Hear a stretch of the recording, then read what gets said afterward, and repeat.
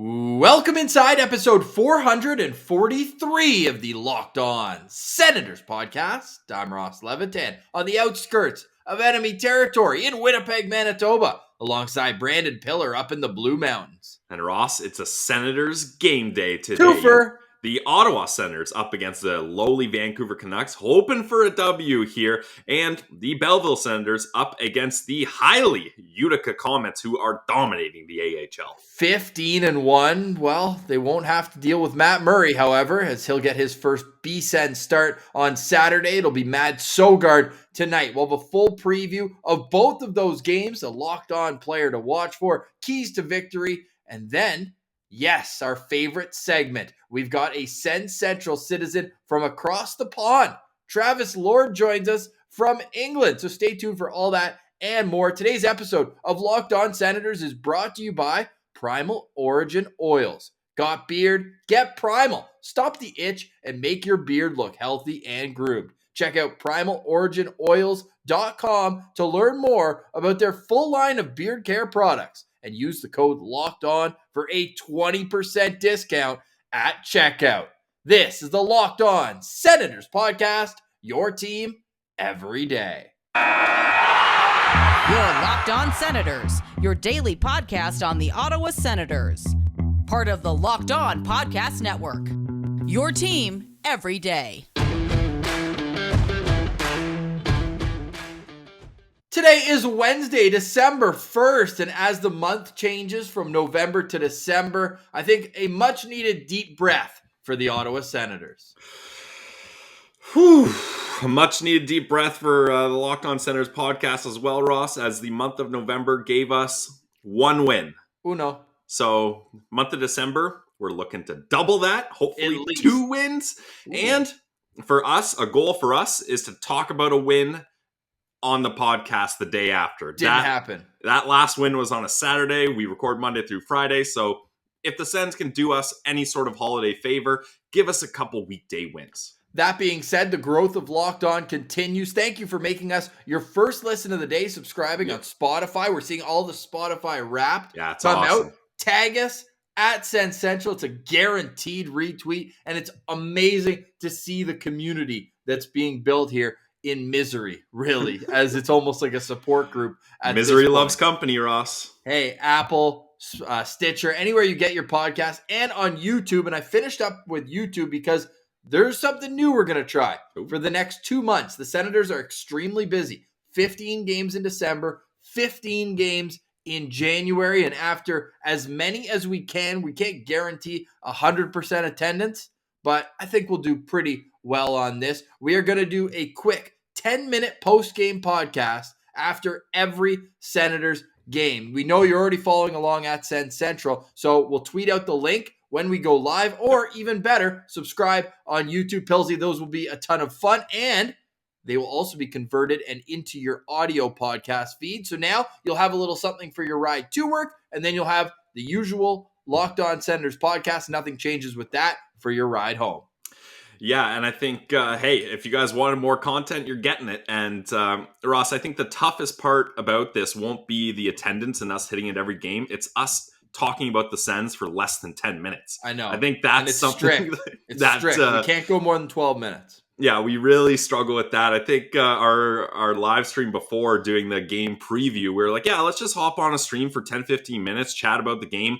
An hour later, it's puck drop, and we're like, hey, we got to go. We've been talking for an hour here. 47:40 was our time on that. Jeez. So, yeah, we're not used to cutting things short, but we're going to work on that. We're going to get some nice short game recap reaction videos for you guys. And there's plenty to react to in the world of Ottawa Senators news, notes, lineups. DJ Smith just talked to the media. We're recording after the morning skate. Ottawa hosting the Vancouver Canucks tonight at 7:30 Eastern. Going to be great to get back in the home stadium. We've got our black 2Ds behind us right now. And although they did wear the blacks in Los Angeles, randomly enough. But that being said, back home will be great. I still have no idea. We can start here. How Tim Stützle plays center for 2 games on the road when they don't have last change. And now, just like he was in practice yesterday, back on the wing as the team comes home. Yeah, I mean, we talked about this yesterday, and obviously nothing has changed in the practice lines. I thought maybe a DJ would be like, well, yeah, I want to go back to Timmy at center, but that has not happened. As far as it is the exact same lineup as yesterday, right? Yesterday's practice line. So nothing has changed here, and I'm just as frustrated. Especially, I feel like, coming back home, Timmy hasn't been able to pop off at home. Get him in a comfortable position and try to set him up for some goals here. Especially the home crowd is starving for a Timmy goal. So I was surprised he stayed on the wing, but that's the way it goes. The lineups are as follows. If you're just listening along, if you're watching on YouTube, you can see it on this beautiful graphic. And I say beautiful because I'm about to show you the worst graphic ever made when I pull up the Vancouver Canucks lines, which have a few surprises themselves. But Ottawa lining up Norris between Tkachuk and Batherson, Nick Paul between Stützle and Connor Brown. Gaudette, revenge game for Adam Gaudette against the Vancouver Canucks. He's between Alex Formenton and Zach Sanford. The fourth line, Dylan Gambrell between left wing Chris Tierney and Austin Watson. On defense, it's Shabbat Zub, Mete Zaitsev, and Holden with Lassie Thompson. So yes, Del Zotto out, Tyler Ennis out, and the projected starter, although Smith would not confirm it, Forsberg is out skating with the extras after practice. So you got to imagine it's Philip Gustafsson, who's 3-5-1 on the year with a .337 goals against average and a .907 save percentage. Yeah, hopefully it's Gus that starts this game, because you got to start looking at games like, do we think we have a shot to win here or not? And when you're up against the Vancouver Canucks, you got to feel like you have a shot to win here. They're a team that's kind of down in the dumps. The media's all over them. The fan base is all over them. There's rumors and chatters of guys on the trade block, of GMs being on the hot seat, etc. So they're going through a lot of turmoil right now. And if you're looking at between them, the Canucks and the Hurricanes in a back-to-back scenario, you got a much better chance of beating the Canucks in that first game rather than beating a much better Hurricanes team in a second game of a back-to-back. So I like Gus being the first starter here. And we already talked about how there's multiple back-to-backs in the next week, in the next 7 days, and both of them have travel in between. We talked about revenge game for Adam Gaudette. Anton Forsberg did play for the Carolina Hurricanes earlier in his career, so maybe he gets to go back and rejuvenate himself, because obviously the goaltending has been an issue this year. We'll get to Matt Murray in just a little bit, but let's do our keys to victory for tonight. Then we'll hit our Send Central Citizen. We'll come back. We'll get our locked on, our lookout player, discuss Vancouver a little bit, and then we'll finish up the show with Belleville and the most recent of Matt Murray's situation, we'll call it. And no, he did not talk to Post Media, and I actually respect him for that. He spoke with Ian Mendez and the Belleville Sens reporters yesterday. A little salty from a certain reporter out there. But Pilsy, your key to a Senators victory, because I need this more than I need air to breathe, because, tomorrow's show, if we don't get a win, it might be tough for me. Well, Ross, I'm glad you threw it to me for a key to victory, because I got a good one here. And the Vancouver Canucks are 32nd in the league in penalty kill percentage, Ross. And it's not like they're kind of in 32nd. They are massively in 32nd. Their penalty kill percentage right now is 63.4. 60, like, we're almost approaching 1 out of 2 power plays is successful here. Now, obviously, the math isn't completely on there, but it's close to that, right? Like, well, I guess you could say it's closer to 1 every 3. Yeah, third. It definitely is more accurate there. So if you're the Ottawa Senators and you're trying to get back on the positive side of your power play like you were to start the season, you got to be looking at this game and being like, this is how we get back on track. Because for a penalty kill to be that bad, like, that's, I don't know, I don't follow penalty kill stats that closely throughout the years, but that's got to be one of the worst ever up until this point of the season. Like, if you're below 70% on the PK, your team is in dire, dire trouble. Yes, they certainly are. But Ottawa is a team that's been in trouble because they are now in 5 straight games a team that has been scored on first to open the game. Like the last time they scored first, would you look at that? How coincidental. It's the last time they won a game when Zach Sanford opened the scoring against Pittsburgh, and then they scored the 2nd, 3rd, 4th, and 5th goals in that game as well, opening up a 5-0 lead. They ultimately win that game 6-3. But they do have Drake Batherson back, which is huge, and that should help the power play that you mentioned right now. A power play that either hits or misses. And yeah, maybe I'm simplifying a little bit. They're 0 for their last 9, but in 2 of the 3 games before that, they scored multiple goals in a game. So right now, the power play is 4 for its last 33, but all 4 of those goals came in 2 separate games in a 10-game span when the team has 1 win, 1-9 in their last 10. So your key to a victory is take advantage of the special teams and the power play, and mine is start on time. Like, come on, let's get our first goal here, feel good about themselves, and once they get that morale, that momentum, hopefully they can keep boosting that up. So we got plenty more to break down in this game. You want to hit on something else here before we move on? Well, I was just going to comment quickly. How about the combination of both of those, right? Like, Sure. Let's see the first power play. You light the lamp here. Like, Get Drake Batherson set up, get Norris in his spot in his office, and like you said, start on time. Don't waste any time. You got a power play. You know this is the worst PK in the league by a mile. Don't be lazy. Don't be slow. Don't be sitting back waiting for your chances. Attack and be aggressive on that power play. Like, I want at least 2 or 3 shots on that first power play. They need to show them they mean business. I completely agree with that. And we'll see soon enough, 7:30 Eastern, it starts. And then again, after the game, you can catch us live for 10 minutes on our YouTube streaming, wherever you get your podcasts afterwards. We're going to turn it into audio. Okay, we got our Send Central Citizen to get to. We're looking forward to that. And also, we always look forward to new sponsors. So if you want to sponsor Locked On Senators, hit us up at Send Central on Twitter. Now, for today's new sponsor alert, Primal Origin. Pilsy, we both got the beards going, so why would this is a perfect one for us. Yeah. Why would we not be all over Primal Origin? You got beard? Get Primal. You heard me right. Got beard? Get Primal. If you or someone you care about has a beard, it needs to get Primal. Maybe you're that guy who's never considered the benefits of treating your beard with product. Well, if that's you, check out Primal Origin Oils. It will stop the itch and make your beard look healthy and groomed. Their goal is to help others look good and live healthier lives through these use of natural oils. The products are free from harmful synthetic ingredients and with low impact on our planet. So environmentally friendly. Love to hear that. Primal Origin makes balms, oils, whipped butter that are renowned as the best feel in beard products available. This is due to the exotic carrier blends with oils like raspberry seed, rosehip, and chia seed oils. All products are fair trade certified and handcrafted in the USA. Check out primaloriginoils.com. Use code LOCKEDON for a 20% discount at checkout. The combo kits make a great holiday gift, and if you're shopping for yourself, you'll be glad you did.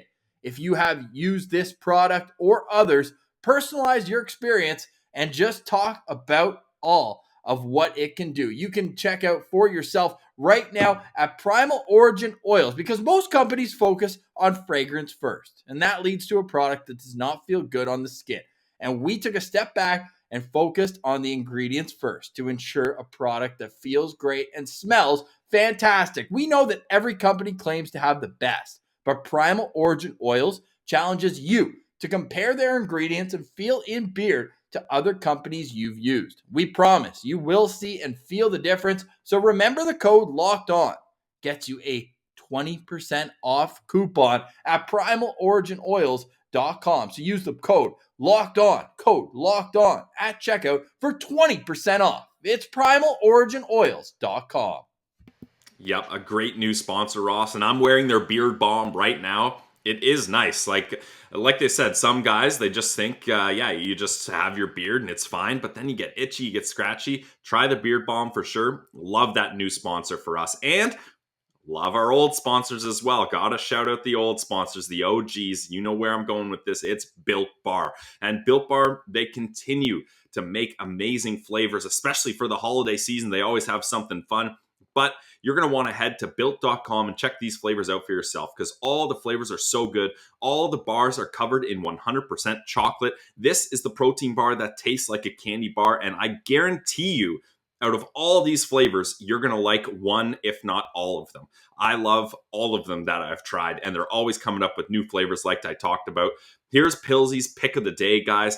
It's a new one. It's Built Bar Puffs. So this is the one with the marshmallow inside. So if you guys love marshmallows, you're going to love this. And it's white chocolate cheesecake. Oh, man. I'm a big white chocolate fan. So white chocolate cheesecake is going to be interesting. There's 140 calories, 17 grams of protein, and a whole lot of delicious flavor, guys. So go today to built.com. And since you're a loyal listener of the Locked On Senators podcast, especially you guys who had us #1 in your Spotify rap list, we love you guys. Here is a promo code for you. Go to built.com and use promo code LOCKED15, and you're going to get yourself 15% off your next order. So check it out, the white chocolate cheesecake Built Bar Puffs at built.com. Use promo code LOCKED15. Quick 15% off your next order. It's Built Bar, the protein bar that tastes like a candy bar. All right, Pillsy, before we get to our Send Central Citizen, Team Canada just announced its preliminary roster for this year's World Juniors. And just like Bob McKenzie said, he's a lock on this team. Ridley Gregg makes an appearance. Yeah, definitely. And shout out Craig Button, too, who we had on our show. And he said 100% chance Ridley Gregg makes this team. So he was dead on there. And yeah, that's exciting that Ridley Gregg's getting this opportunity, because we all remember the quarantine stories of this kid last year. And it's just too bad that that's what kind of ruined his big chance. And now none of that's going to get in the way, hopefully. And we're going to see Ridley Gregg in Team Canada jersey. And if people don't know those stories, where do you think they could listen to it? Well, we've had Ridley Gregg on the show twice. He's definitely a friend of the show, great kid. And we have an interview with him where he talks about those long weeks quarantining over in Red Deer, Alberta.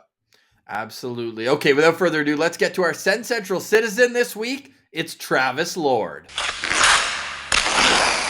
All right, we now head across the pond for this week's Send Central Citizen. We're going to Exeter in England and welcoming on Travis Lord. You can follow him on Twitter at TravisLord12. And as you can read in his bio, he's a Sens fan and then a father of two. He's got his priorities straight. Now he joins us on Locked On Senators. Travis, what's up, man? Welcome to the show. Hey, guys. Thank you for having me. Super pumped to be here and spending some time with you. Absolutely. Now, we always like to start with a softball question, but with you, it's extremely curious. Across the pond, how'd you fall in love with the Senators? And now how do you keep up with them so far away?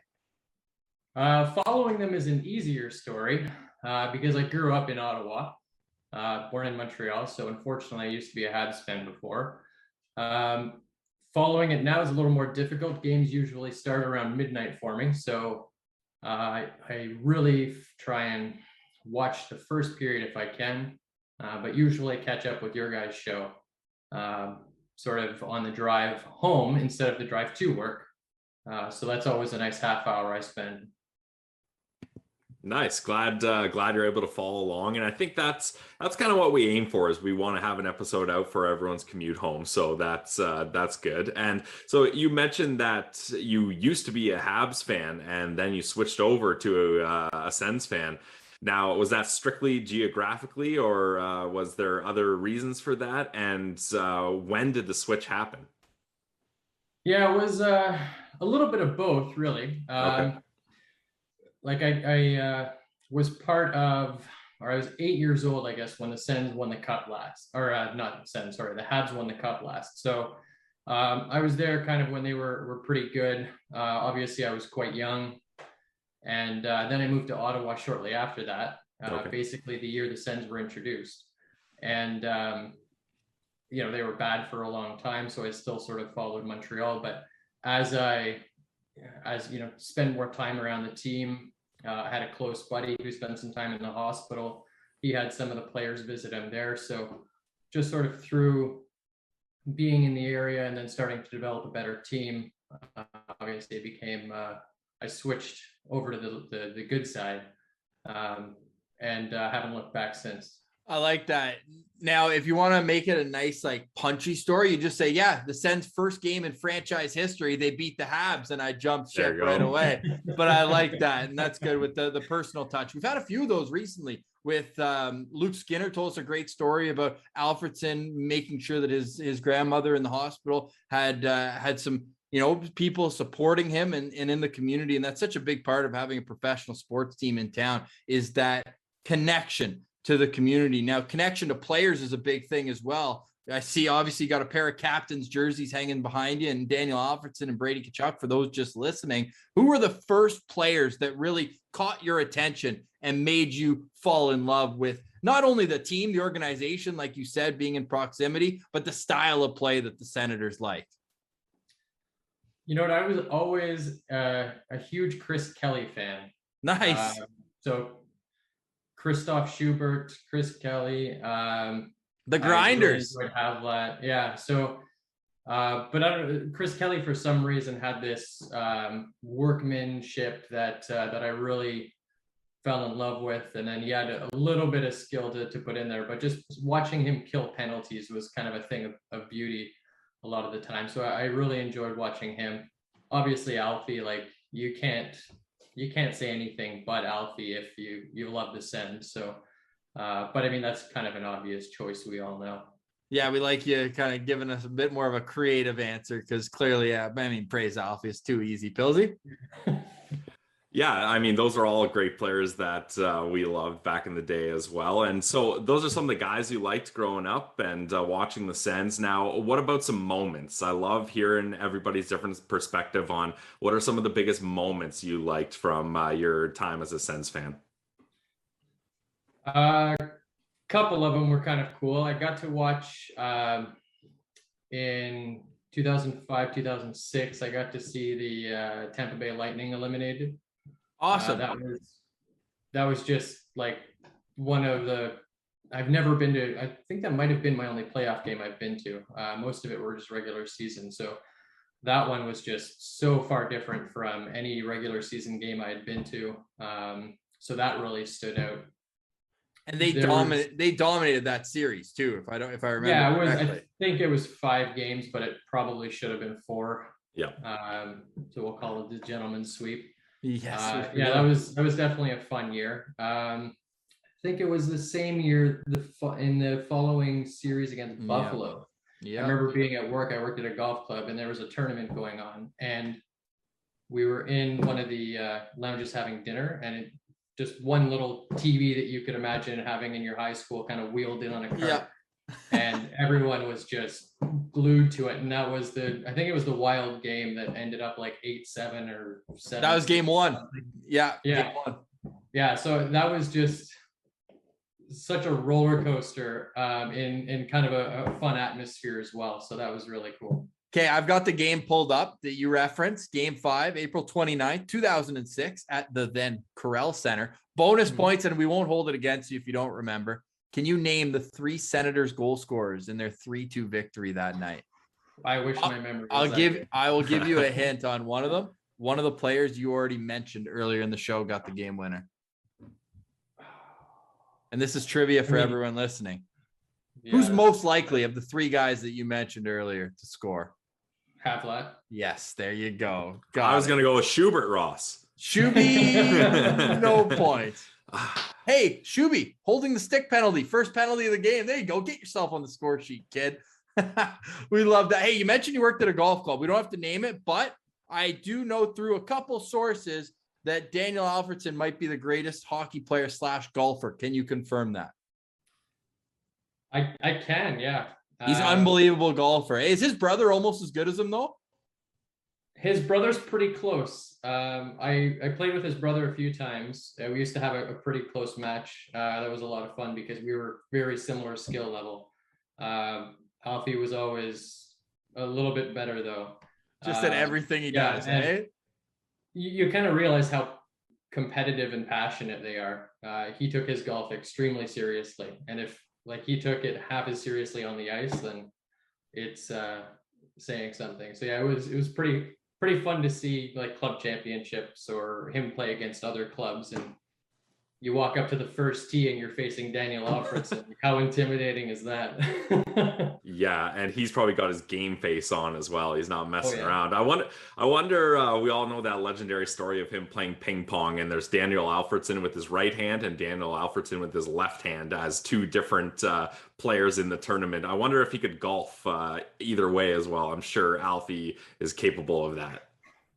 That's a good question. I'm sure he probably is. I've never seen it, but yeah, he was a bit of an experimenter with golf a little bit. So I also heard putting that. his putter grip on sideways for him. Oh yeah, that's Oh. interesting. I also heard that maybe the dress code didn't apply to some of his guests. I heard Wade Redden and Chris Phillips came a couple times a little lax.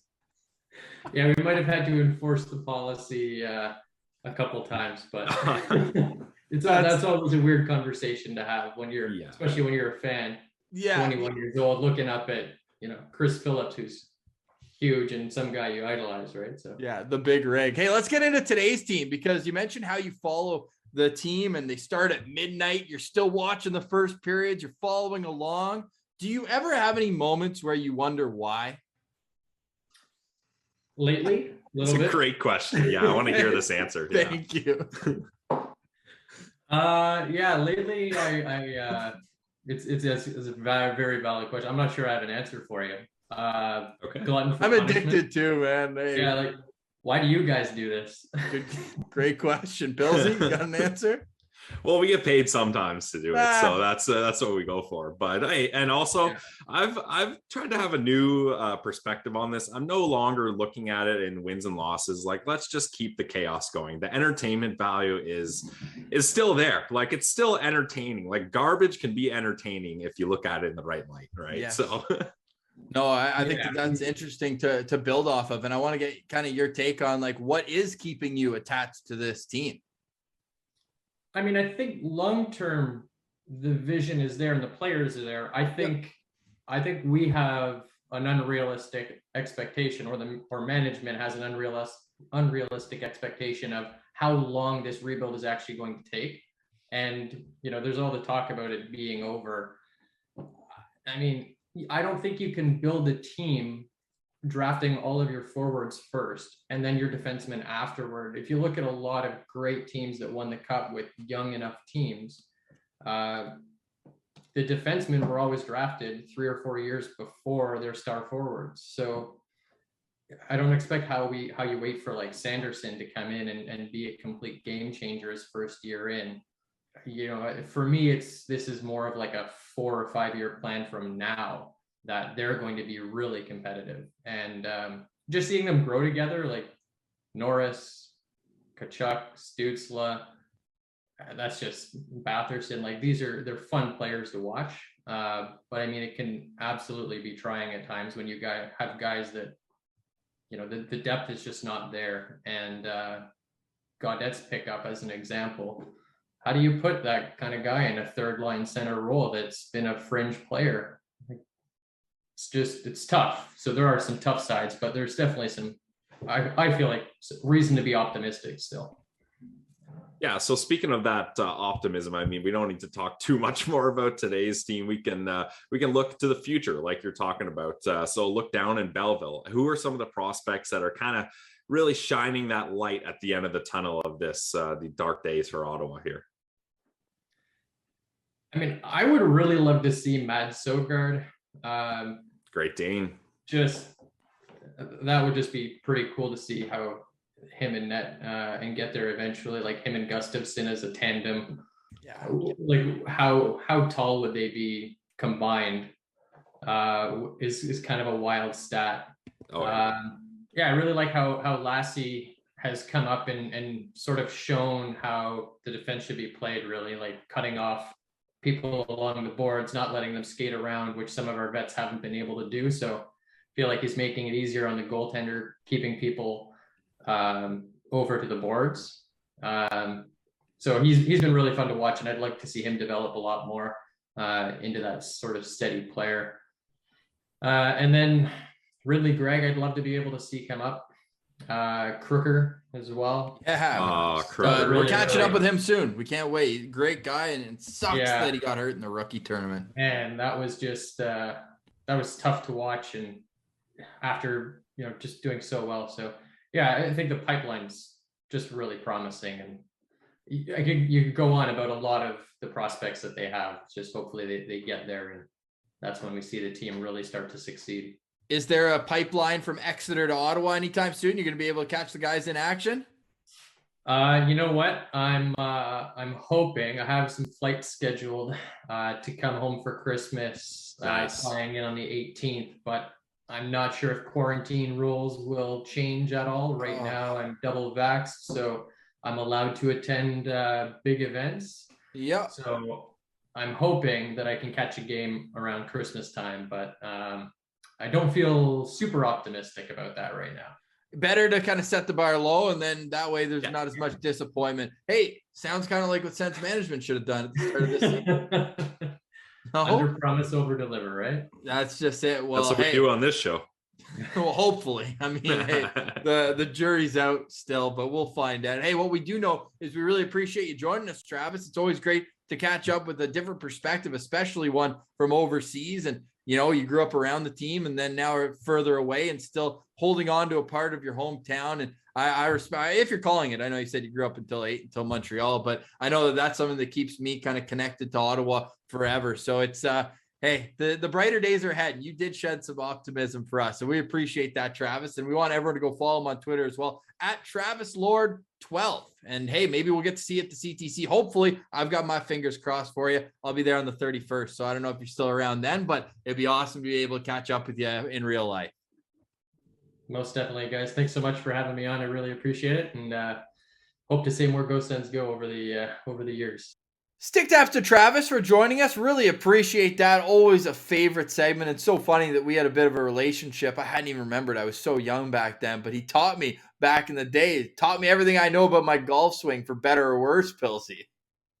Yeah, I would have loved to get some dirt on you at that time, but I thought I'd give you a break here, and we'll just say he made you into an incredible golfer, because we don't know any different. No, you don't. But if I knew any different, I'd say you were a great gambler. At betonline.ag, the #1 sportsbook in the Locked On Podcast Network. So I'm going to tee you up, Pillsy, because I think you need to do this ad read to get the feng shui right for you to get back in the good graces of your parlay of the day. So hit us with the promo code. Why should everyone go to betonline.ag for all their wagering needs? Well, Ross, you want to get off the sidelines and get into the action, and the best way to do that is to go to the trusted sportsbook of the Locked On Podcast Network and the Locked On Centers podcast. It's betonline.ag. Head there today, make a free account, use the promo code Locked On, and you're going to get yourself a 50% welcome bonus. So how does that work? You make a new account. Let's say you put $100 in.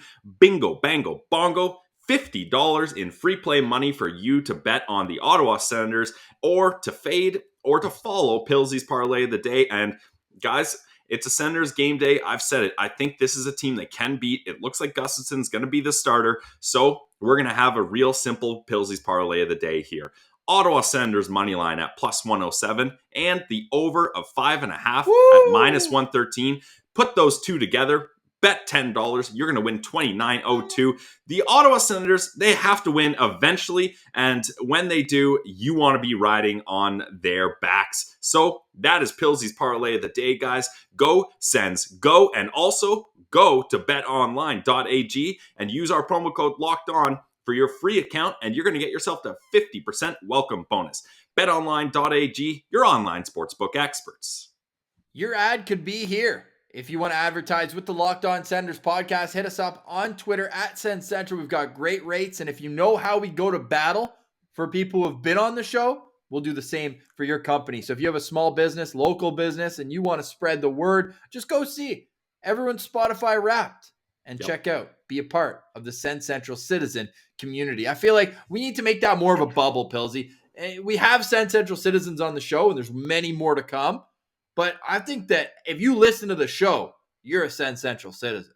Yeah, definitely. I mean, there's if you listen to the show, you kind of have an open invite to come on the show as well, right? Yeah. All you got to do, DM us at SensCentral on Twitter, reach out to Ross on Twitter, reach out to me on Twitter. Our handles are right below us there. And if you're a small company looking for an advertiser, I think we always try to put good oomph into our ad reads. We love our sponsors, and we've even had comments of people being like, we love listening to your ad reads, which is very uncommon for podcasts. So we want to support you, and if you're looking for extra promotion and a wide audience of Sens fans, why not reach out to us and we can be partners. Hey, it's a win-win, and hopefully the parlay hits, and then the Senators, it can be a win-win-win. Now, the Vancouver Canucks, they're not exactly a wagon. They're 2-8-1 in their last 11 games, and that included a 5-game losing streak and a 4-game losing streak, but they are coming off a 2-1 victory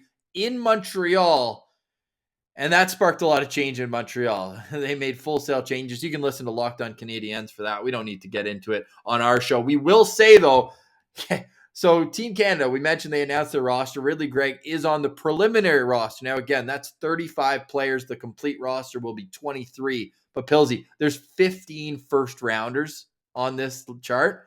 And that's not including Shane Wright, the projected first overall pick this upcoming draft. We don't talk about the draft. I know where you're thinking. Don't do it. Don't do it. Although I have been noticing, I'm looking at the scores for Coyotes games a little bit more closely than I had before. They lost last night in regulation, if you were curious. And Connor Bedard, who I got to see live and in person earlier this year, 16 years old now. And he's on Team Canada's radar for this tournament. A double underager. Pretty impressive stuff. Oh, yeah, that is definitely impressive. This Team Canada is going to be absolutely a blast to watch. Now, with Team USA, they announced their preliminary roster after we recorded yesterday. No Tyler Boucher. That's a bit of a blow, especially when a guy who went undrafted last year is on the radar. I'm not really that surprised, though. I didn't have high hopes for him to make the World Juniors team. And, it's the Senators zigged when everyone zagged. We know that. They're not looking for prospects that are absolute studs today. They're trying to look for who can fit into our team in the future. Who do we think has the right character that can grow into the player we're looking for? So, I mean, it's not that big of a blow, and he's going to be eligible next year, right? So there's always next year, and I don't mind him staying at college and getting some games in either. So it's okay. Sens fans, chill. Yeah, but it does kind of suck when you see guys. I think there were 6 players drafted behind him that are on this roster. You want to get into looking at the players they chose Tyler Boucher over? We can do that if you want. No, I'm okay. Thanks. Okay. Appreciate it. We got to hurry. We got to get to our preview of tonight's game. My locked on player, and we'll pull up the Vancouver lineup in a sec, but my locked on player, how can it not be Drake Batherson back in the lineup? 4 points in his last game, and he's just such a play driver at both ends of the ice. Like, there's no surprise. Like, Norris and Tkachuk, they weren't the same players on that road trip. Well, no doubt Drake Batherson has a lot to do with it. This guy is the leading scorer on the team. Even after missing the last 5 games, Pilsy, he still has a 3-point lead clear of Josh Norris, who's second. And it surprised me a little bit. Maybe not so much because he is just that incredible of a player. He's +1 on this team. Like, there's not a whole lot of pluses. The next guys in the top 5 of scoring, -3, -1, -10, -5, -10. Sorry to call you out, Connor Brown and Timmy Stützle were both -10 on the year, but he plays over 19 minutes a game, and I think that he even said that, he was pretty inactive for the first 10 days of his quarantine. He had symptoms of the coronavirus, but then he got the exercise bike delivered, so he's been getting his legs going. He's gotten 4 skates under his belt. That's before today. So 5 skates. I think he hits the ground running tonight. I'm locked on Drake Batherson. Nice. Love it. I'm glad you didn't take my guy. That's a good one, though, that I kind of glossed over. But my locked on player, it's got to be Adam Gaudette, right? This is his first game as an Ottawa Senator. He's put in a position to succeed, in my opinion, with Formanton and Sanford, especially Sanford. He's been hot lately. I don't know. Have we seen power play lines? As far as I know, he was on the second power play unit, though. I think he's on the second unit. Yes. Yep. So again, he's put into a position to succeed. So let's see how he does. I don't, similar to what you were saying, Ross, I don't pretend to know Adam Gaudette's game in and out with the 15 games he played in 2 seasons with Chicago in the last couple of years. So I don't really know what to expect from this kid. So I'm going to be locked on to him for sure. What number is he wearing? He's wearing number 17.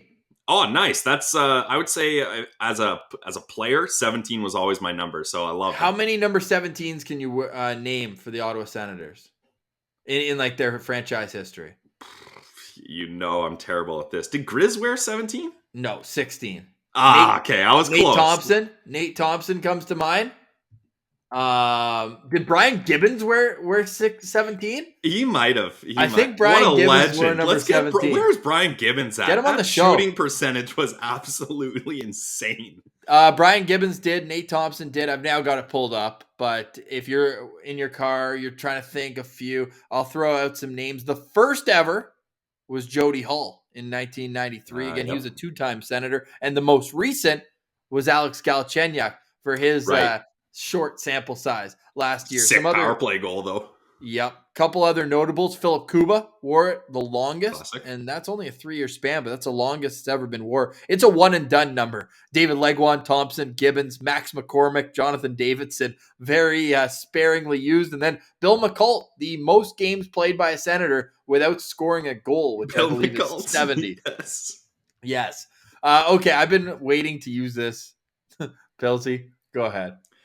Hey, you say it's at least clean. Like, there's nothing fancy about it, but it's clean. It looks good, I think. Just like the Canucks. So we're talking about, I pulled up a graphic design here of the Canucks lineup. There is a revenge game on tap, and I noticed that Alex Chason is on the Canucks first power play unit. Stanley Cup champ, Pilsy. That's very, very interesting. If you're tossing over for me for lookout player, I'm going to go with Connor Garland. This is a guy that he turned a lot of heads when he was in Arizona, kind of their prize trade piece, which is hilarious because OEL was there, and I don't think he was as valuable as a trade asset as Connor Garland was, but Garland's proven he's worth it. He's clicked there and he's on it. Like, that's a nice line to be on with Tanner Pearson and Bo Horvat. So, and he's a little guy, but he's shifty. Like, he's learned how to evade checks, classic small guy. He knows how to get in the right spot at the right time. So he's going to be a guy I'm going to be looking out for. For me, it's Elias Pettersson, and for the most part, it's because what the heck is he doing? I don't think you need to look out for him, Ross. He's kind of just fading off here. Although he had a sick goal up against Montreal one-timer on the power play. Yeah, and that's classic Elias Pettersson, but he's playing with Justin Dowling and Vasily Podkolzin, who's a high pick, 9th overall, and you got to think that he'll figure it out I think those two have had chemistry. From what I was reading in The Athletic, is Pettersson and Podkolzin are clicking lately. Well, in the last 2 games, 3 of the last 4 games, he's played under 13 and a half minutes. That is not a recipe for success with a guy as talented as Elias Pettersson. And from what we're hearing, Alex Mesker, another Sens Central citizen, he mentioned to us that it doesn't seem like Pettersson and Hughes are playing the same time, right? Obviously, you're not always going to match up your D pairs with your offense, but I feel like those two, their games complement each other so well that you should try. Just like Ottawa always tries to get Shabbat out when the top line is out there with Norris, Kachuk, Batherson. So why is Vancouver not doing that? And they're not really putting Quinn Hughes in a position to succeed, putting him with Luke Shen as a partner. I feel like ever since Chris Tanev left, it's really been a lot tougher for Quinn Hughes. We know he's got the offensive ability, but he's going to have to look out. But I'm looking out for Elias Pettersson. I was shocked to see him that low on the Canucks depth chart. Yeah, very surprising. And I would say that's probably the main reason why the Canucks are struggling so much here, is because they're not used to these kind of low numbers for Pettersson. Yes. Okay, we got so much more to get into. Not much time. Brandon Lemieux, if you want to listen more so of that whole biting situation, we talked about that on Monday's show. 5-game suspension. Your thoughts? That's what I thought it was going to be, right? So that's good. Honestly, I would have given him more, though. Like, 5 games is not that much. And longest suspension ever for biting. There's been 2, 3, 4 gamers before, but yeah, tough.